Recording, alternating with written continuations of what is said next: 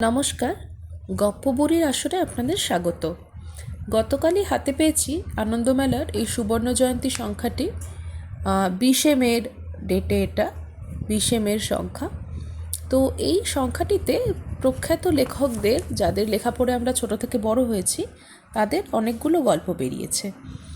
Mostly এটাতে আগেকার দিনের লেখকদেরই লেখা আছে, যেমন মতি নন্দী, বাণী বসু, নিহার রঞ্জন গুপ্ত।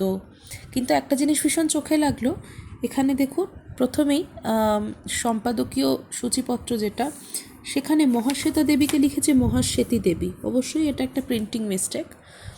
যাই হোক, এখানে ছোট গল্প দিয়েছে 24টা মতো। আর এর মধ্যে প্রথম গল্প যেটা, ফোকরা নিশি বাই অতীন বন্দ্যোপাধ্যায়, এইটার পাশে আমি জঘন্য লিখে রেখেছি, কারণ গল্পটা সত্যিই ভালো লাগেনি। গল্পটায় যদি আমরা যাই, এখানে হচ্ছে ফোকরা নিশি গল্প। প্রথম কথা তো লেখাগুলো খুবই ছোট, দ্বিতীয় কথা মানে গল্পটার কোনো সারবত্তা নেই। তপু বলে একটি বাচ্চা, সে তার মামার বাড়ি থেকে কাকার বাড়ির দিকে যাচ্ছে ছুটিতে।